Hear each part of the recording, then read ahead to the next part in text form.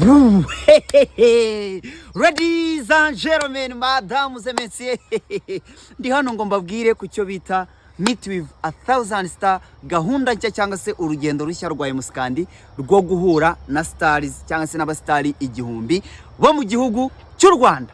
Umuntu wa mbere rero akibona ino video ahise yibaza kuri TikTok cyangwa kuri Instagram bitewe naho uyiboneye, even no kuri YouTube, ubu hise wibaza ngo ese mu gihugu cy'u Rwanda dufite abastari igihumbi. Uhise uvuga ngo dufite Kevin Kade, ngo dufite Bruce Melody, ngo dufite The Ben, ngo dufite nde, ngo igihumbi ngo ntabarimo ngo ukabije ngo ni 50. Naga ruko bimeze.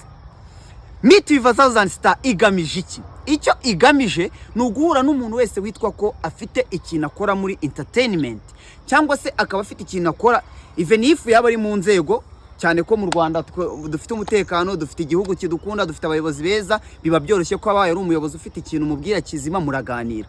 Bivuze ngo umuntu wese ufite ikintu akora mu gihugu cy'u Rwanda cyangwa se umuntu uvuga rikagera kure, niwe tugiye guhura nabo. Hakubiyemo aba DJ, hakubiyemo abemusi, hakubiyemo aba content creator kuri TikTok, hakubiyemo aba YouTubers, hakubiyemo abanyamakuru b'amateleviziyo, abanyamakuru ba sport mu bwo ni ku maradiyo cyangwa se ku mateleviziyo, hakubiyemo abahanzi, abaraperi, aba R&B, abakina baki, hakubiyemo abantu bakora ama poet cyangwa se bakora ibintu like ibisigo, hakubiyemo abantu bakora iki, nyine ni ibintu binini hahandi dufitemo abantu barenzeho uko batekereza. Icyo ndi hano ngo nkwereke ngiye n'ukujya nkura n'abastari, tuzajya tugenda tubara twandika nimero yabo twahuye nabo.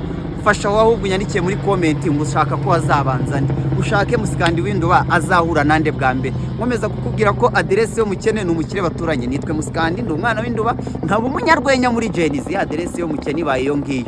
Naho ngaho mukomeze mu nkunde mukore follow kuri Instagram, nitwe Musikandi official F, nitwa Musikandi w'Induba kuri TikTok, nkaba nitwa Impanga z'Induba kuri YouTube.